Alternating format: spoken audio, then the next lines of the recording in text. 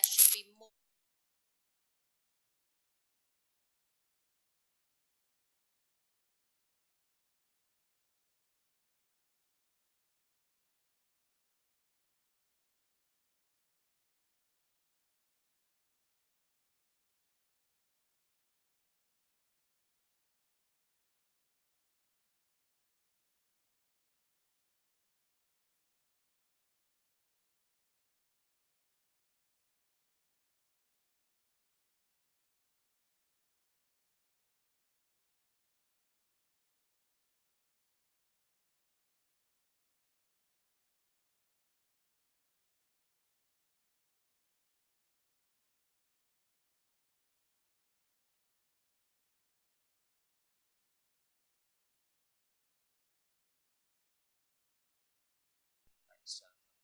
So hi, I'm Josh, and I'm moderating this panel. And on my left, I have Helen, who has spent a career. She was just telling me she spent a long time working in law, but is now working as a contributor for various well-established publications, including Standpoint, Spectator, and Quillette. That's correct. Yeah. On my right, I have Connor, who is a doctoral candidate at Swansea University in English literature. Yeah, we met in the summer. Very nice to see you again. And on my right, at the end, we have Piers, who's an adjunct professor at Fordham University Centre in London, amongst many other things. So, welcome to you all. And I thought maybe, Piers, if you might want to start. If you just clip it on.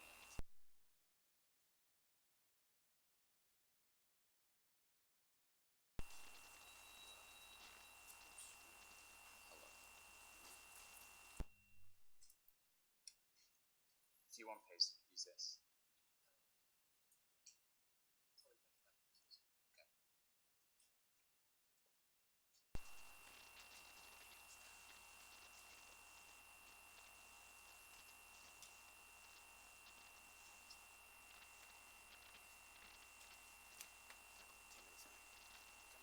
Okay, thank you. Can you all hear?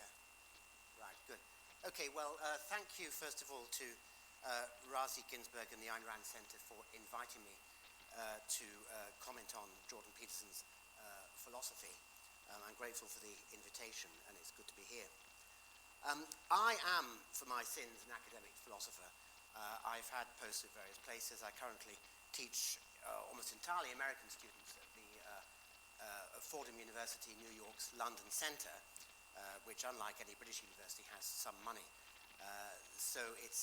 And I teach a lot of socially conservative, or relatively socially conservative students, given their age and where they grew up.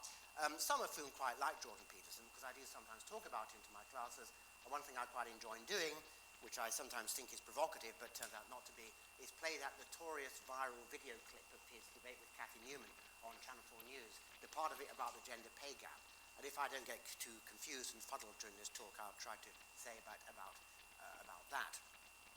Now, I find it quite difficult to comment on him as a philosopher, to comment on his philosophy, because he isn't really a philosopher in any way that will be understood as being a philosopher by most academics, at least in the analytic tradition.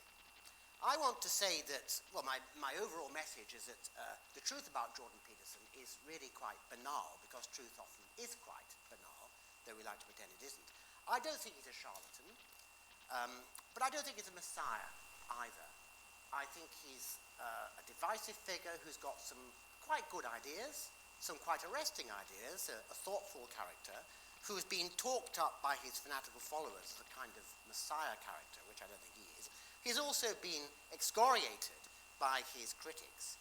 For example, Kate Mann in the TLS, who reviewed his book, who seemed to think he's a sort of the devil incarnate and a kind of exemplar of everything that's bad in the world today. Misogyny, for example. I don't think the truth is quite either of those things, though I do think he's more good than bad. I take Alex Douglas's points, by the way, about him being very confused and ignorant about cultural Marxism. As I was going to say myself, I think that's one of the problems with what he puts about. He uses these terms without any real deep understanding of what they mean, and conflates different concepts together when they're actually separate. Though I don't think that makes him somebody not worth reading at all, because there are other good things about him. It's clear to me, though I may be wrong, that he hadn't studied philosophy formally because of the way he writes and the way he throws terminology around. Now, philosophers' instincts, for good or ill, is to look for a thesis, to defend a thesis, a fairly clear thesis, and a clear way of arguing to a conclusion, often looking at counter-arguments, making conceptual distinctions between different things, looking at the implications of what's been said, counter-arguments to those implications, working out a thesis. When I read 12 Rules, at least, some of the chapters, though not all, are pretty hard to follow if you're looking for the argument and if you're looking for something to understand. It's often hard to follow him because his writing is, in some chapters, turgid, especially when he's talking about myth and religion rather than psychology, where he seems to be on firmer ground, unsurprisingly, because he is a clinical psychologist. And I think he tends to come up with sayings rather than arguments. And you read these sayings, you think, oh, this could be interesting, or it could just be a bit banal. What's he really saying? In fact, the whole what's Peterson really saying industry is something which some of his critics have held against him. You know, if nobody can quite say what you're saying, you have to get the disciples to argue among themselves about what you're really saying. That's the mark of a charlatan. So if I were a charlatan, I would say something cryptic and indeterminate, and I'd get my followers to argue about what I really mean, you see. Then they can project onto me all their fantasies about what they want me to be saying, and I can just step back. And that is the main accusation against, or one of the accusations against Jordan Peterson. I don't think it's entirely founded, but I see what people are driving at when they raise that kind of worry. So he comes up with these sayings. He uses odd phrases like the irreducible truth of being. I know that philosophers like Heidegger talk in that sort of way as well, so it's not alien to philosophy. But as somebody trained in an analytical tradition, somebody with this instinct to look for the argument, to look for clarity, I think, well, what could this mean? What's he on about? Why can't he just rephrase it? But I think we should be charitable, nonetheless. I mean, much of the psychology he offers strikes me as standard CBT advice about psychological conditions, such as anxiety, procrastination, depression, addiction, all these sort of things that people go to psychologists about, and they are delivered in a sort of no-nonsense idiom and style. And that comes out in his YouTube presentations as well. You know, the YouTube stuff is quite influential. I've had a look at some of his clips, and it's a mixture of styles. He's a victim of his own popularity. You get these YouTube clips with titles like Jordan Peterson on what women really want in men. So you imagine all these incels in basements, you know, this is clickbait for them. So when they're not trolling feminists or quoting Nietzsche, they are reading, listening to Jordan Peterson on what women want in men. What they actually get is not really that at all. They get a short extract from some much longer, rather rambling piece, and it's kind of quite hard to follow. Now, as for the philosophy, and I use this term broadly, it's not incoherent overall. He is confused, as Alex said very nicely, Alex Douglas, about cultural Marxism. He doesn't know the history of the term, and I think he just means it.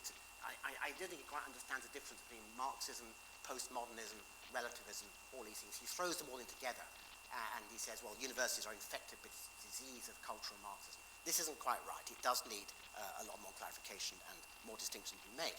But here's the sort of idea that he's put forward. The world is a terrifying, chaotic place. Myths reflect this. The philosophy of Carl Jung and bits and pieces of Christianity and Eastern philosophy also reflect this. It's full of suffering. Religions and myths arise because of the problem of suffering, which he somehow, and this is where he goes wrong for many feminists, he somehow connects this with the feminine. He says that chaos is a kind of feminine principle, whereas order is the masculine principle. This is why so many people think he's a misogynist. I think the jury's out of it. I don't think he is, but that explains that reaction. He says, we need to have a foot in both order and chaos.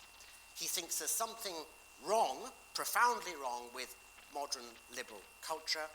He implicitly rejects, here's my take on him, he rejects the hedonism and the narcissism of the present world.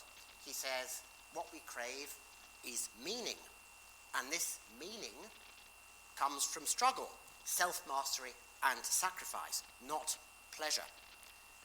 I think he at one point says not happiness. Happiness isn't the meaning of life, but you can read him as an Aristotelian. Aristotle talks about eudaimonia, which is sometimes translated as happiness, but really it's a kind of fulfillment of your nature as a rational being. Hence you get this self-help message, which he associates especially with masculine honor and strength. All the advice about stand up straight, be like the lobster, clean your room, just do small bits of good. If you've got a bad habit, some vice, what are you going to do about it? And he said it in that sort of peremptory, prophetic tone. If he just said, you better do something about your bad habits, nobody would notice. But if he says, it's not good that you've got bad habits, it's not good at all, okay? People startle, they look at him, he must be saying something really important, really profound. And that is, it's part of the image that explains his popularity. I think the division about him comes partly from the cryptic phrasing and the delivery and the opposition to what an interesting American philosopher called, I think he's a philosopher or a social scientist called Bo Weingart, recently called on Twitter equalitarianism, which is distinct from egalitarianism, which is a prescriptive thesis about how society ought to run along the lines of pursuing some sort of equality. Equalitarianism is the assumption you do find in large parts of leftist culture, though not other parts of culture, that just takes for granted, without any argument, that, say, men and women are born with naturally equal potential, that everybody has the same potential for achievement, and that the only reason why people don't achieve their potential is because of social factors. That I call equalitarianism. It's not a prescription, and he would say it's not a prescription, because as Peter Singer said 40 years ago, and he's hardly a man of the right, he said, look, when it comes to the true causes of intelligent differences between people or between populations, this should be seen as an empirical matter. What you do about it is a further political or moral question.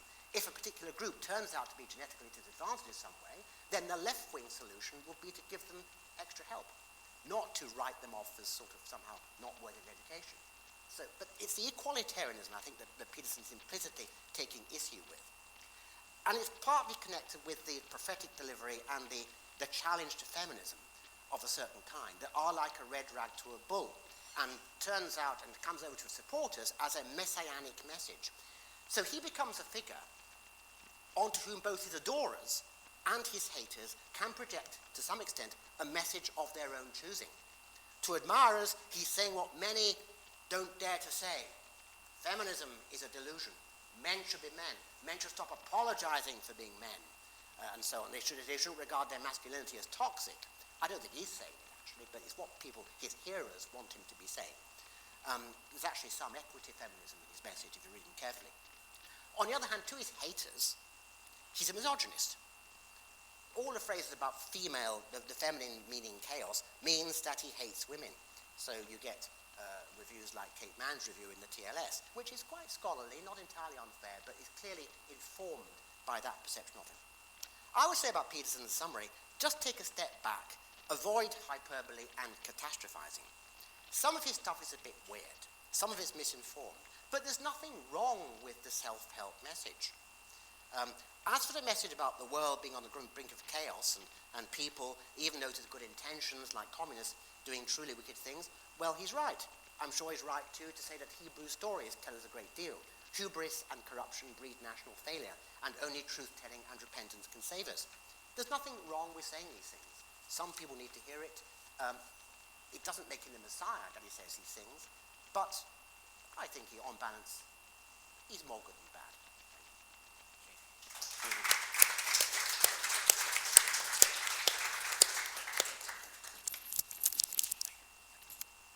Thank you, Piers. I'm going to pass over to Connor now. Thank you, Connor.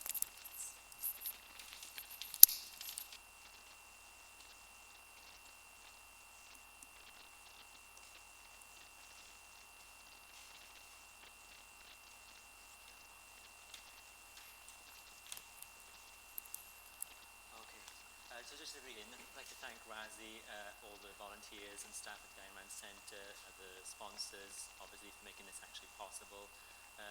Without them, we wouldn't be here, so that's great. And I think an analysis of Jordan Peterson, when I was thinking about why we should care, if he is a cultural zeitgeist for the new right, if that term has any meaning, we need to be able to address find out why he has the power to sway over people that he does. So thank you to the sponsors for allowing us to do that today. When I was thinking through the issue of his philosophy, I was trying to systematize it as I'm accustomed to through my readings of Ayn Rand. I sort of tried to get it into a sentence. If I was to write on the back of a blurb my assessment of Peterson's philosophy, what would it say? And I came up with an eclectic blend of pragmatism and rationalism in the form of mysticism, containing all of the contradictions that one might expect from this mix. So that's just an overview of my view in case there are any doubts as to that as I go along. I should probably say as a preliminary remark that Peterson, an issue that's been stated so far by a few of the speakers before me, is that Peterson doesn't usually define his terms, and as a result he uses them quite interchangeably and in confusing ways. Just to give a few examples, in 12 Rules for Life, he says he uses the term sacrifice and urges everybody to accept as much sacrifice as they can to justify our miserable existences. Just to quote briefly, he says they must work, they must make sacrifices to please God, and so they do. Sacrifice now is to gain later. That's page 166. Obviously, a sacrifice to God is altruistic. It's selfless. You don't get any benefit from that. But then he goes on to say, giving up something you value seems to make him happy. That, which is a sacrifice. But the part I also quoted, sacrifice now to gain later, implies again that it is an egoistical act. You stand to gain something. So the term is used frequently throughout the text in that manner, in a confusing way. Okay. After that, I've categorized Peterson's philosophy in terms of mysticism and neo-mysticism, the categories that objectivism helpfully provides, and I think they're very useful in an analysis of that.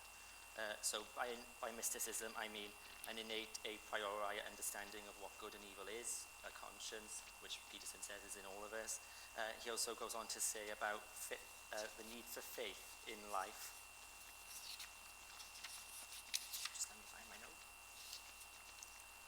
Faith is not the childish belief in magic, that is ignorance or willful blindness. It is instead the realization that the tragic irrationalities of life must be counterbalanced by an equally irrational commitment to the essential goodness of being. Which, I don't know about you, but I don't agree with that. And obviously he seems to corroborate the idea of Meyer, the idea that reality is a construct of the consciousness. Then by neo-mysticism, he makes references to things like the ancient brain or calculator, which has us all concerned with social status, effectively operating as a kind of Freudian superego. That's innate. He borrows Richard Dawkins' term, the selfish gene, which is the desire of all men supposedly to wish to spread their seed. I mean, the dwindling numbers of Western males giving birth may point towards that's not really true, but nonetheless it is included as one of Peterson's intrinsic human characteristics. And then he also talks about the categories of male, female, parent and child, which are deeply embedded into our perceptual, emotional and motivational structures, page 39 of 12 Rules for Life. So that just outlines the terms which I wanted to make. By pragmatism, the essential basis of his philosophy, I think, is the pragmatist element, in that just about everything he says, and why so much of the confusion drawn on by other speakers as to is he a conservative, is he not a conservative, is he an altruist? He says that people should live good lives if they can, etc., is because he has an adversity to extremism. His philosophy can be, I think, summarized at its essence as a modern moderatism as such. So just to outline what I think of his views in each branch very briefly, there is metaphysics. Peterson's metaphysics is straight pragmatism. I don't think there's any question about that. Sort of Heraclitean flux, the limitations being separate from limitations, and I think we can gather from a textual analysis that that doesn't mean the law of identity. That means that you're plagued with defects in your life, and you've got to try and combat them as much as you can. Everything's changing, and you'll never know what's what, etc.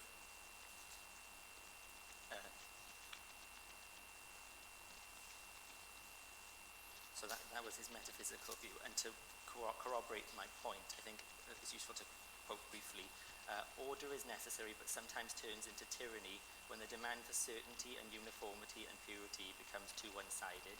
I think anybody can make the pragmatist connections there. And then he's also, more interestingly, says, there is nothing so mutable that it cannot be changed, page 12, new 12 Rules for Life. Likewise, there is nothing so mutable that it cannot be fixed, which is a kind of, again, the modern moderatism of everything is in chaotic flux, but nothing is so in flux that it can't be made still and clear. His epistemology is part mysticism, part reason. I think if you can categorize that, I say reason in the sense that he makes direct quotes multiple times from the scientific literature, which obviously depends on reason for its epistemological view. But more interesting is the mystical and neo-mystical elements which I touched on earlier. He says, so whilst he does quote from the scientific literature, he says, dreams shed light on the dim places where reason itself has yet to voyage. So are we to accept that dreams are an equal epistemological tool as reason from that kind of quote? And then he does also confuse reason. I don't know what his conception of reason actually is, if anything, because he says, the prideful, rational mind, comfortable with its certainty, enamoured of its own brilliance, is easily tempted to ignore error and sweep dirt under the rug. Surely the method of reason is that you observe reality, and if something is against reality, then it's unusable, and you don't accept it. A rational mind wouldn't do that. Then his ethics. I think his ethical views are quite clearly altruism, although the self-help aspect of his ideology kind of would reflect a different sort of take. He says, we must adopt as much responsibility as possible for individual life, society, and the world. You have some vital role to play in the unfolding destiny of the world. You are morally obliged to take care of yourself.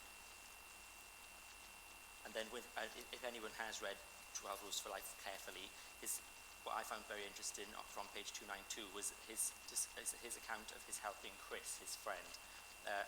Chris read books about Buddhism and felt the negation of his own being was ethically required in light of the current world situation. He then goes on to say that Chris is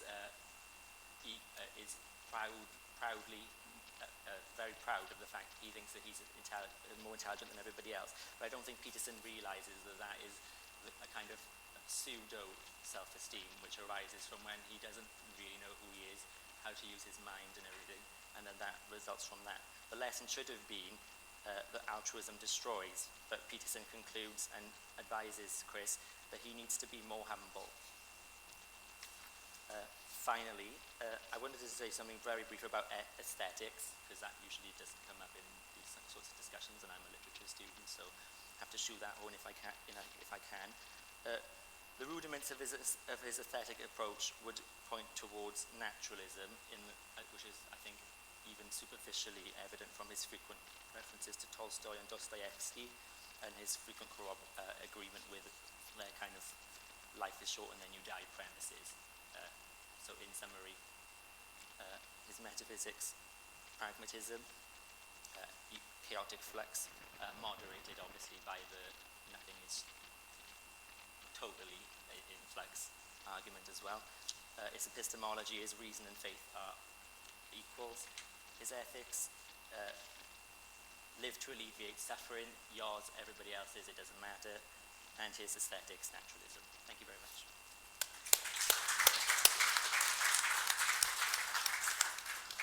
Thank you, Connor. And finally, we've got Helen.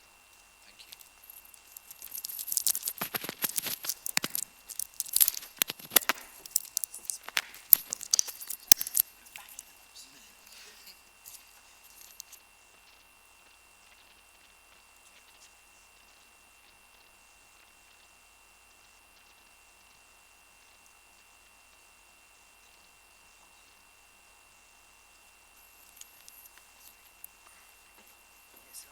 what's in the trousers? Ladies' trousers.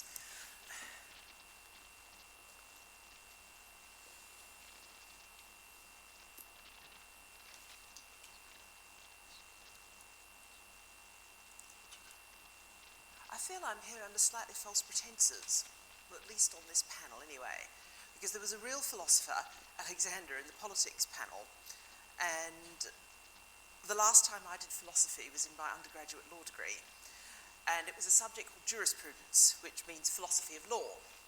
And let's just say it's not at all like any of the philosophy that anybody else has been talking about. And none of it is to do with Jordan Peterson. I mean, if there is anything that he doesn't sort of really particularly raise in his writing, it's discussions about legal philosophy or legal reasoning or what laws should be, or it's just not something he's interested in. So that's kind of pointless. The only bit of philosophy I know is of no use. So I'll put that to one side. And I will try to talk about, or try to address, what I think makes Peterson so popular. Now, the reason I'm here, and the reason I was invited, it's probably best to sort of be frank about this, is I'm a writer for a lot of British and Australian and American periodicals and newspapers and so on and so forth. I'm a freelance writer. And I do quite a lot of book reviews. People like me to do book reviews. I get books sent to me opportunistically and with a view to getting me to review them somewhere. Now, this happened to me with Jordan Peterson's 12 Rules for Life, and also another book by another self-help writer called Amy Alcon. And the product of that you have in front of you. It's been printed out off the Standpoint website. It was published in the April edition of Standpoint, which is no longer on the newsstands, obviously enough. If you go to W.H. Smith's, you'll get the August edition of the magazine, and I've just got a column in that rather than a 2,500 word piece. Now, in addition to being a columnist and a commentator and the sort of the classic British style commentator who sort of, it's funny and the specky, that kind of thing, I've also written 3 novels, and all of them would be considered to greater or lesser degrees bestsellers, in the sense that the first one in particular sold an enormous number of copies in my home country, Australia, and won a number of prizes, to the point where, and I'm not boasting to say this because it is important in the context of explaining why Peterson is popular, that at 23 years old I was taken around by the local estate agency where I went to with a view to buying a house, and was shown half a dozen properties, and when I'd chosen one I was able to sit down and say, I want that one, and write a cheque. Now, this doesn't happen to novelists very often, and it certainly doesn't happen to 23-year-old novelists very often. So I had to deal with the fact that one of my books had become enormously popular. I wasn't J.K. Rowling or Stephen King, the kind of people who write bestsellers every time that they sit down to have a hot meal, but I was certainly a very popular novelist, and it gave me significant purchase in the culture, largely in Australia, but also to a degree over here. Now, what makes a book popular, if you could predict that, it would be like predicting the stock market. It would be like landing on free parking in Monopoly. It's very, very hard to do. Whenever a publisher takes a book on, particularly by a new author, I'd had no other novels published previously, they're taking an enormous risk that all that will happen is that they will lose their money. That the book, in Australia, a book is, because it's a small population, a book that sells 3,000 copies is considered to have done very well. Over here it's about 10,000 copies. My first book across several jurisdictions sold northwards of 200,000 copies, and those 2 books there, which are my 2 most recent books, have sold between them about 30,000 copies. So it's very, very difficult to do this, and it's also very sobering if you're a writer, in the sense that I think these 2 books are much better than my first novel, but clearly the reading public doesn't agree with me. So the ultimate marker of whether your books or your columns or your commentary is popular is not in your hands. It's completely out of your hands. It's not something that you have any control over. And anyone who thinks that you can write a popular book to a formula, you really should inquire if you would like them to investigate your collection of bridges with a view to selling them one, because it's nonsense. There are, however, patterns that you can identify in books that are popular, that sell widely. And publishers consistently try to publish books, whether it's literary fiction or science fiction or speculative fiction or romance, whatever the genres are, publishers consistently try to publish books that have some of those characteristics. And I don't know how many of you have read the article from Standpoint that Ayn Rand sent very, very kindly, printed it out, because it's sort of the essence of my views, because I'm not a philosopher. I'm a person who writes columns in the newspaper, which is a different sort of thing. But one thing I did do in that piece, and my apologies to the people who've read it all the way through, because I'm going to read it out because it will express more clearly what I'm getting across than me just sort of gabbling on here and leaving words out and getting it wrong. Now, what Peterson has keyed into is something that is considered amongst novelists, less so literary novelists, although I straddle literary and science fiction genres, but certainly genre fiction is what it is in narrative that makes a book a bestseller. Now, there are two things going on here. First, and I hate to break it to all the statisticians and the analytic philosophers and the policy wonks here, numbers may be persuading to you, but you are in a tiny minority. Numbers, logic, setting things out in a point-by-point logical way, the way Connor, did? You know, that kind of structured reasoning. You will sell whatever it is you're writing to 2 men and a dog. There is a reason why the woman for whom this centre is named, and I'm sorry I've touched a button here so you'll have to get her quote back, but there is a reason why Ayn Rand put her philosophy in novels. Because you've got a fighting chance of getting people to read them. And there is a reason for that. And Jordan Peterson has put his finger on that reason. And I'll just go to my Standpoint piece here. Peterson's big idea is the archetype. I can best describe it as a kind of moral or normative template that runs through all human mythologies across different cultures. He thinks there are several of these, although he's coy about what they are, and that people can draw upon them as a framework to give their lives personal meaning. If you went through his work with a fine-toothed comb, you'd end up with a list of pretty familiar storytelling tropes. The classic male hero, the moral or steadfast woman. But he never lets you get that far, and would probably call you a Philistine or threaten to slap you if you tried to describe his archetypes with that level of clarity. Archetype theory, for want of a better phrase, comes from Carl Jung, the other founder, along with Sigmund Freud, of modern psychoanalysis. For my sins, and partly because I'm a novelist who was first a classicist, I've read quite a bit of Jung, as well as quite a bit of Jung's later popularisers, particularly Joseph Campbell, he of The Hero with 1,000 Faces.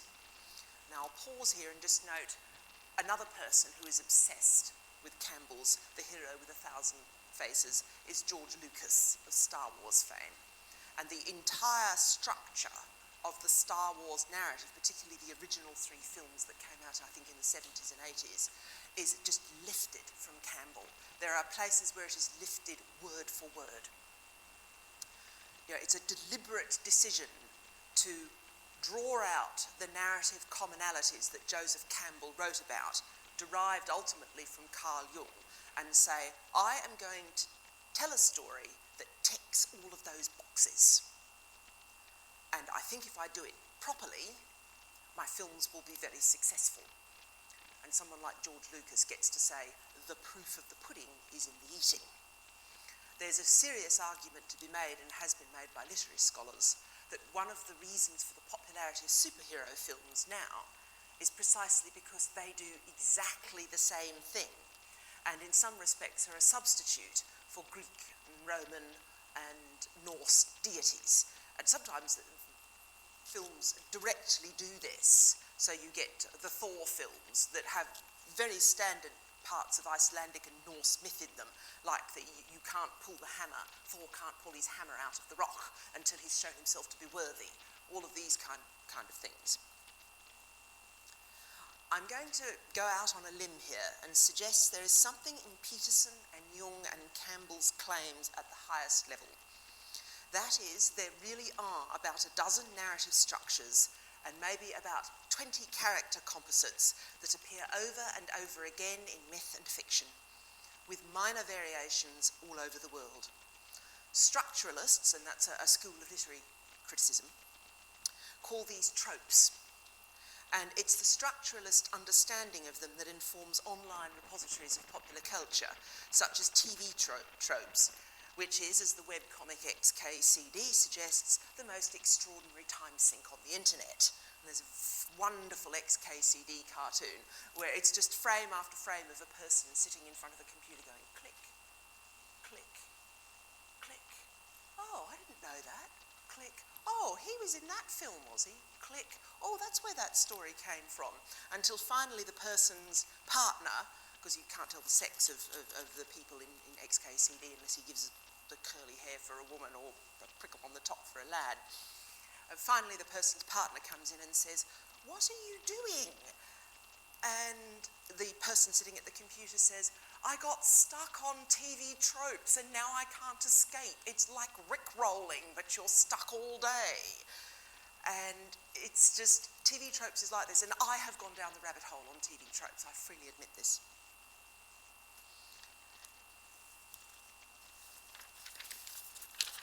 Sorry about this. I suspect the most popular of the tropes, and because I'm a classicist, I'm going to make use of one from antiquity. One thinks of the Aeneas Dido narrative in Virgil, for example. That is, Aeneas is the questing hero, Dido is the love interest.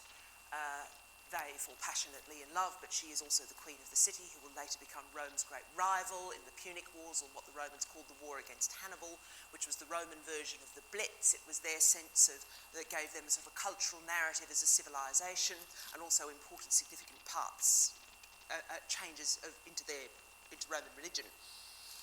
And of course, Aeneas cannot stay, he has to leave, he has a quest, he has to abandon the love interest. It's like Madame Butterfly. And when he does so, she commits suicide, and in the process of committing suicide, she steals his sword and kills herself with his sword, and it's very tragic. And a number of people have turned this into opera. And always Dido is always a soprano, and Aeneas is always a tenor. So you always get this extraordinary thing where Dido has this beautiful aria, and then Aeneas joins in, and they sing this aria of departure, and then she commits suicide. And if it's done properly, if you go and see the Royal Opera, or occasionally it's performed at something like the Proms, it's really quite extraordinary and intense. Now, I'm thinking of the Aeneas Dido narrative, and that it's from the Roman writer Virgil, by the way. I suspect, and I'm only going to say suspect, I think these kind of narratives probably have a biological basis. But I don't know how to go about proving that, and it's really not my place, and I shall be quite frank here. The last time I did biology was at O-level, and that was a very long time ago. Wriggling further out along the limb on which I've deposited myself, I'm also going to suggest that one of the reasons literary fiction often sells poorly is because it sets out to subvert tropes in ways that many people dislike. In other words, because these narratives have a biological basis, if people break them in ways that don't work well, then the book won't sell. And lots of publishers, seriously, commissioning editorial boards in publishing houses sit around and talk about this shit over lunch, because they want to publish the next J.K. Rowling, they want to publish the next Stephen King, that kind of thing.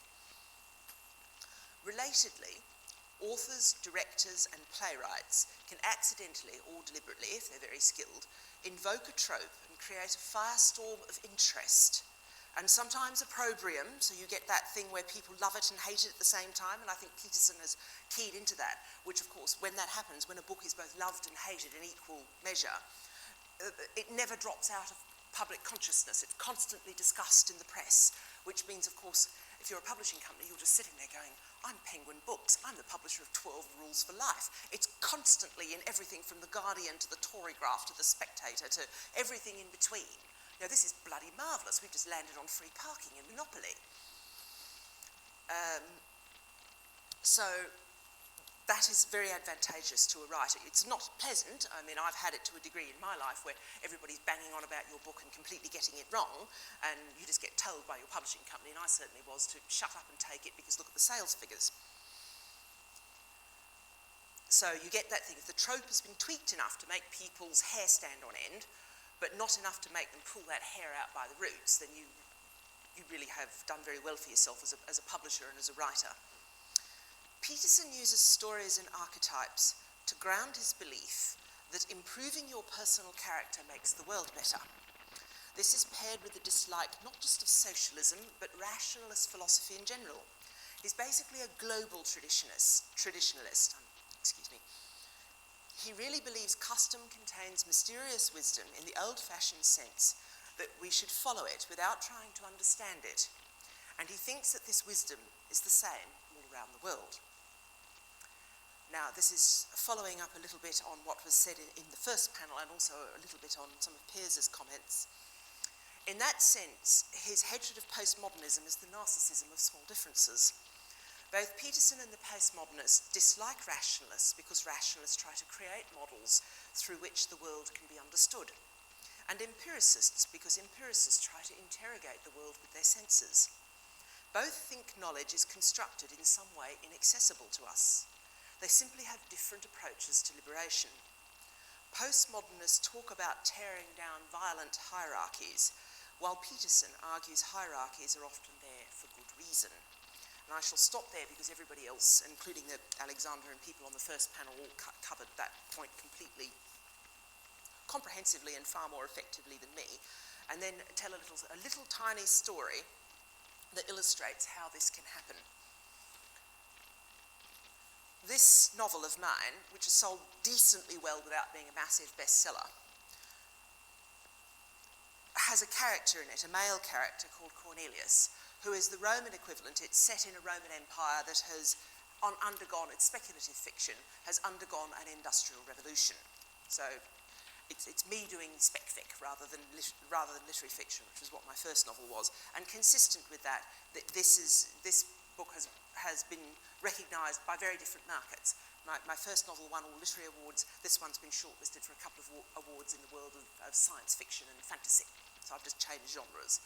And I can assure you that the people who handed me the Miles Franklin, which is the Australian equivalent of the Booker Prize for my first novel, this isn't even eligible, to give you an idea of the difference in genre.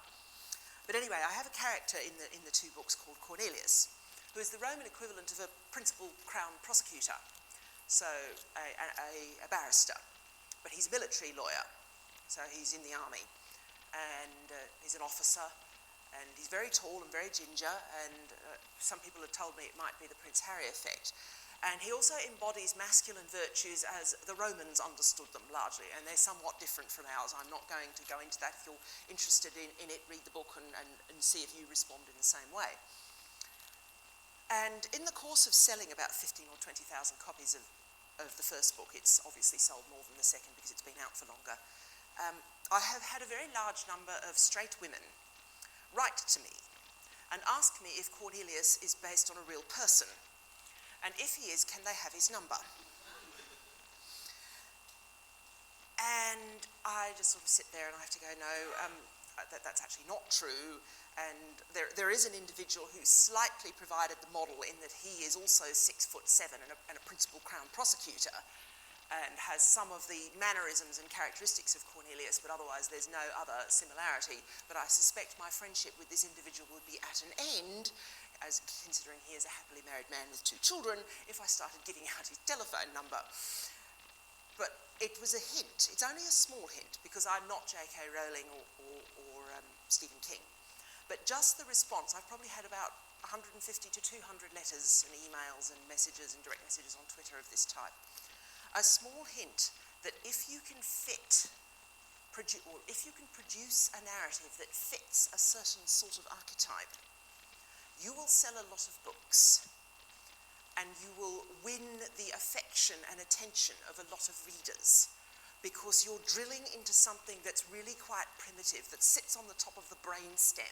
You know, and if you do it really well, if you are J.K. Rowling or Stephen King, it's like you've built a high-speed rail link to the most primitive part of the human brain and then lit it on fire. And that is the basis of a book becoming a massive bestseller.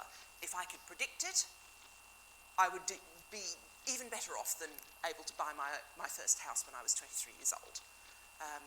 If a publishing company could predict it, they would put all of the other publishing companies out of business.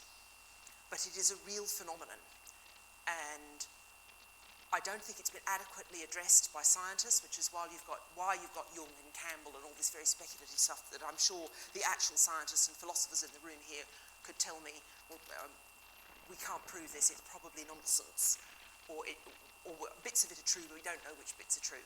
But it is a real phenomenon. It is the basis of best-selling books. And Jordan Peterson has found it and stuck his finger right in it, to no doubt the eternal gratitude of Penguin Books.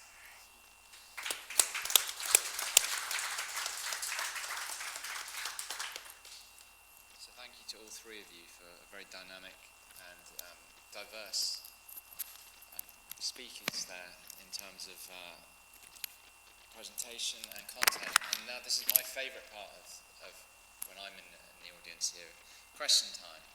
And we got someone who's great.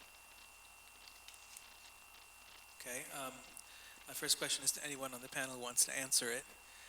One of the things that comes up again and again in Peterson lectures is the injunction to take out as much responsibility as you can bear, and that as somehow being a kind of a conduit into life's meaning. But when you listen, or at least when I listen to Peterson describe what he means by being responsible, it has a tendency to sound like a 1950s suburban father. You know, somebody who gets up at 6 a.m., somebody who has a wife and kids, somebody who works hard. There's never any example in Peterson's notion of responsibility that can deal with the non-monogamous person, the queer person, the person who doesn't want to have children, the person who wants to have children but doesn't want to get married, the eccentric, the bohemian, etc., etc. So I was wondering if you think that Peterson's notion of responsibility is actually a form of social conservatism.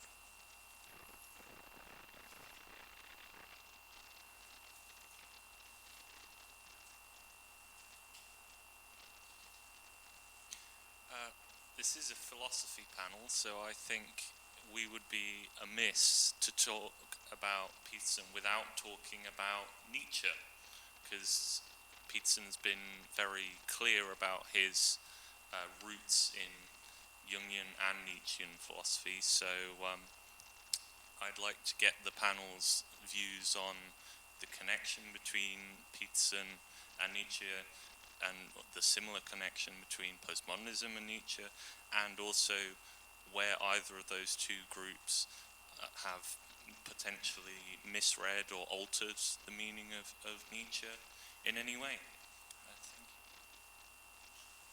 Thanks. So Ellen mentioned how Peterson is very interested in custom, and it reminded me a quote from Out of Meaning. He said something like, if something has worked for ages, it basically must be good. And you made the point that there is some flirtation between Peterson and postmodernism. And the way I understand it, the characteristic of postmodernism is that you don't make sense as an individual, but you make sense as a group. So that's why you hear so many people say, as a woman, I believe this. Or as a Greek, I believe this. As if belief and reasoning comes from my passport or something, or my skin color. So the question is, doesn't also Peterson basically do the same? When he says that what is right and what is wrong cannot be something which can be 100% objective, but it is something that is, we see people doing the same thing again and again. But people have done really bad things again and again, right? So is it too far of a stretch to say that in this way Peterson is flirting too much with postmodernism?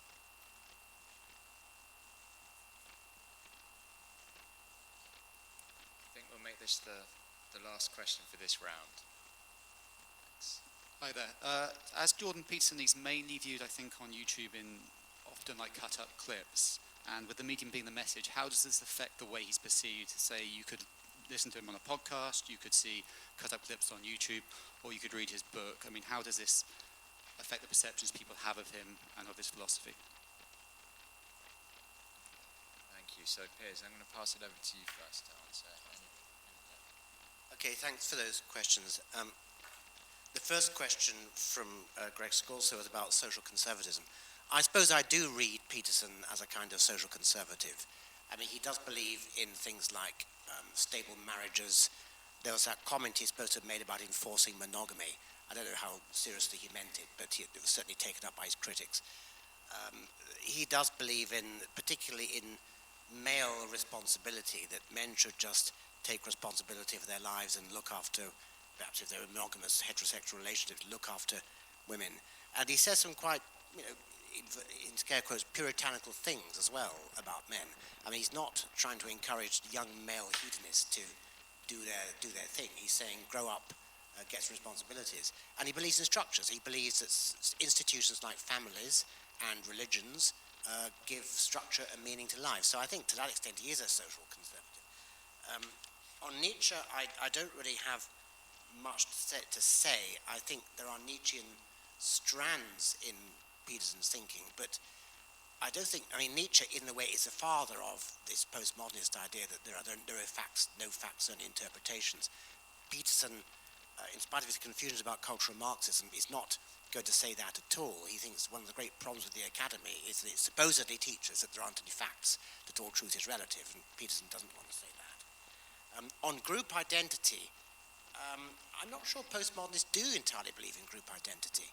You were saying at the back, Nikos, I think that, certainly Roger Scruton criticizes postmodernists for not believing in the collective we. So you can have a sort of conservative pushback against that. I'm not quite sure, nobody really knows what postmodernism is anyway. It's one of these bogey terms that stands for anything you don't like.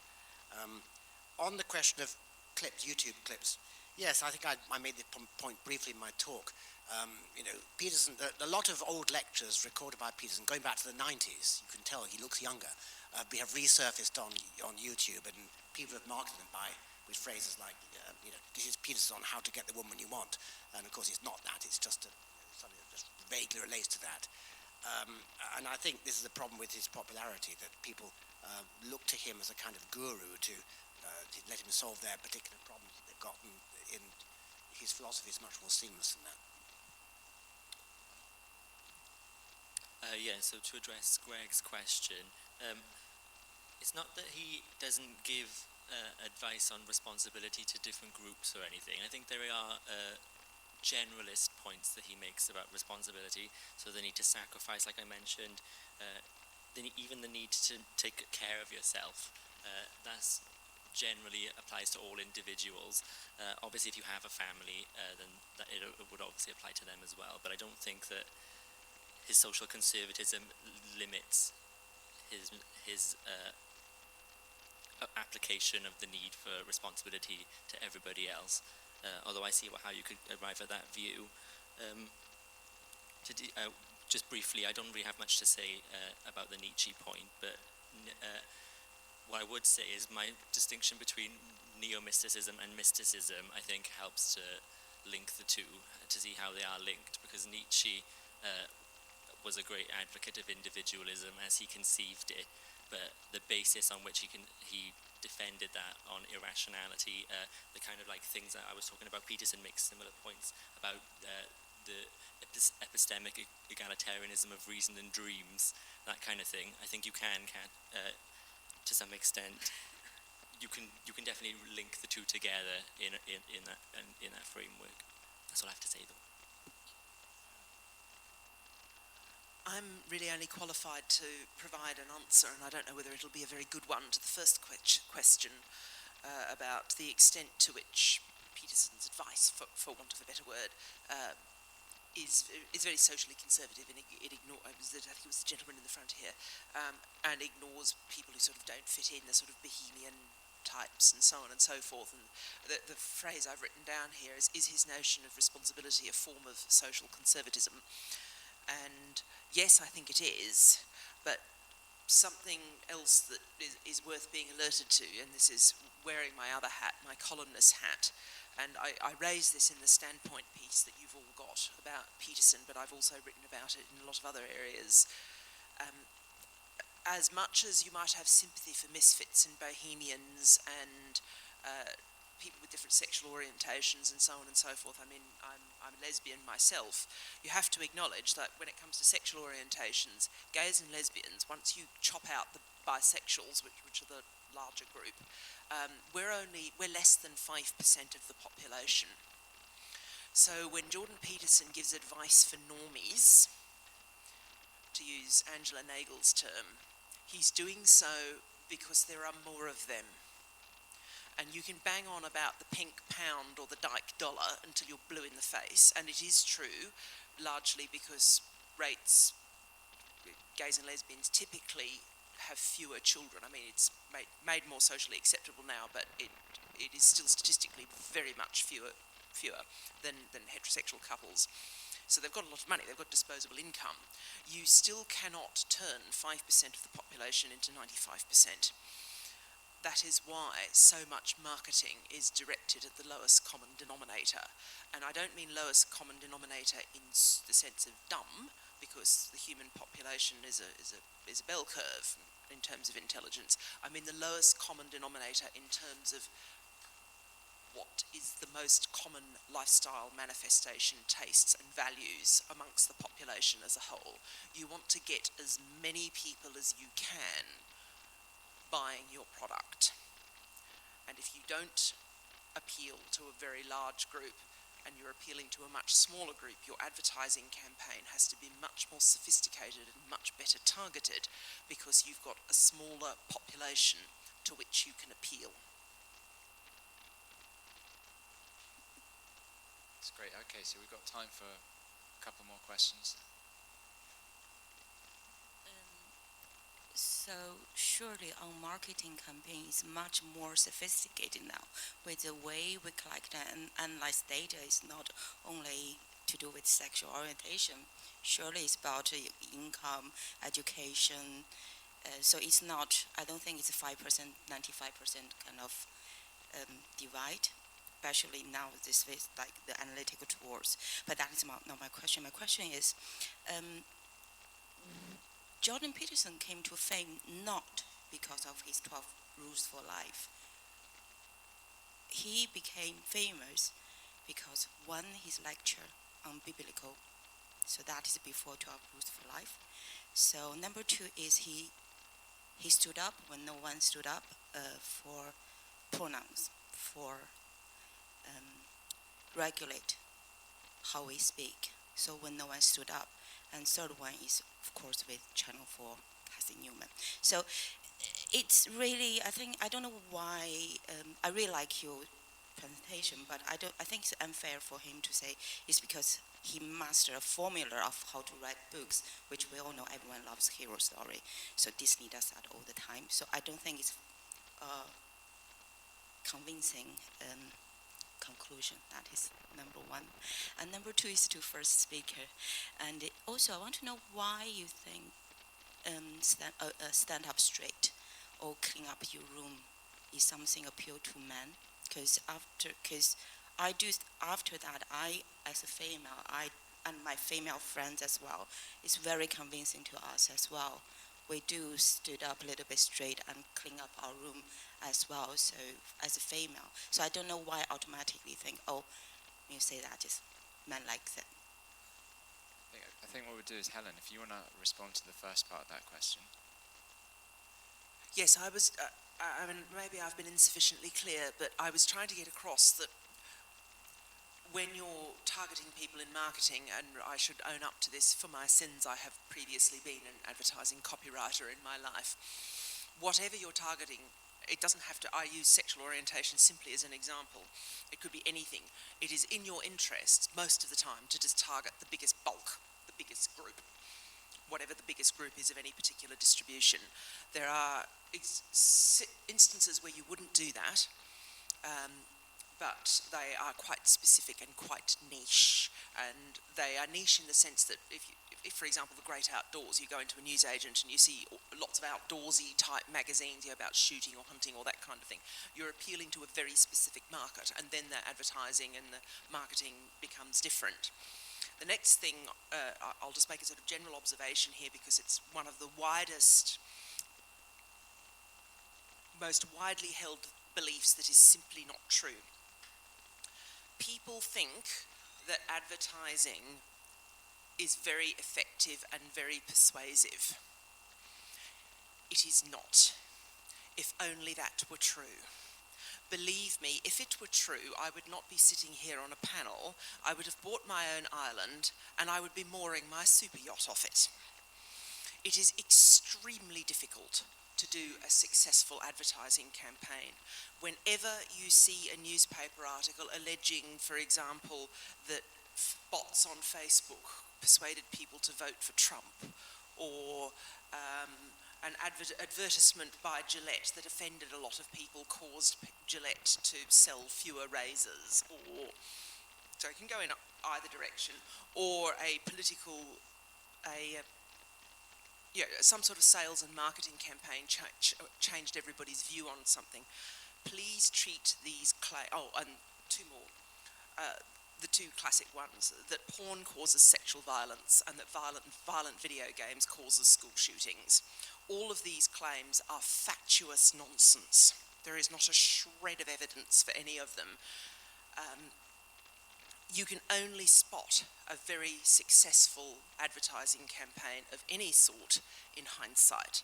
The most effective one I've seen, but once again, we were only able to assess it in hindsight, was Take Back Control. But you couldn't see that at the time. People in the middle of the referendum campaign could not see that at the time. And you only have to look at all the polling data to show that they could not see that at the time. Okay, thank you. I won't talk about marketing because I don't know anything about the subject. On the question of what made Peterson famous, though, I must admit, I suppose it's connected to the marketing question, but also separate. I must confess, I only heard of him about 2 years ago when I was organising a panel for the Battle of Ideas at the Barbican, and one of my proposed speakers says, "Are you inviting Jordan Peterson?" And I didn't know who he was. This was about 2 years ago, so I think I looked him up, or maybe a few months later, he was known, as you say, as the person who had stood up against compulsory use of self-chosen pronouns by transgender people. And he was actually saying something quite mild. He said he himself would call a trans person by their preferred pronoun, but he objected to being required to by law. I'm not even sure if it was true he was being required to by law. This is in Canada. But anyway, that's how it all blew up. And then the 12 Rules came out. I remember I got my copy in about February 2018, so he must have been working on it for at least 2 years before then. So the book would have been presumably in the pipeline before that particular thing blew up. So I don't know how he became famous, but he did, and he's called it something.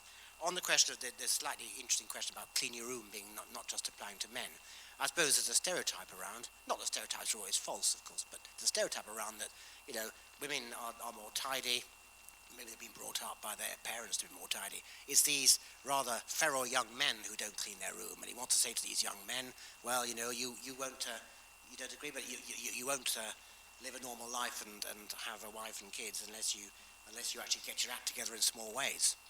You could start with cleaning your room and standing up straight. At least that's how he's marketed, but I don't know the truth behind it all. Finally, has someone got a question for Connor?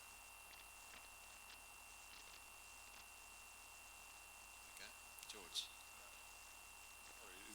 It's to Connor and Pierce, both if they could help me, because postmodernism was mentioned in passing, but I think, Pierce, you said that postmodernism is something that people use to describe things they don't like. Are you sure there's no definition and there's no individuals out there who have called themselves postmodernists and haven't written books describing it. I just would like to find out a bit more about it.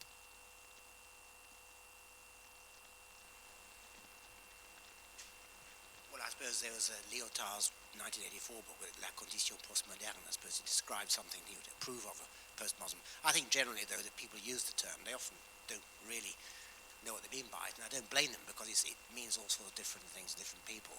But when they use it, it means something bad. I suppose you want to paraphrase, if you want to know what it roughly is, it's relativism.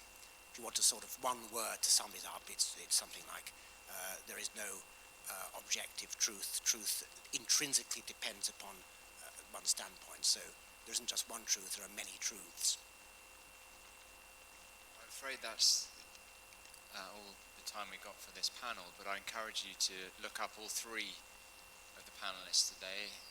As Helen has shown, she has many publications that you can look up. Piers is very experienced in his academic career. There will be plenty of things online, and I'm sure some people can come and talk to you afterwards. And we'll be hearing about Connor in the next few years as he becomes a literary star. So thanks to all three of them, and thank you all for your illuminative questions.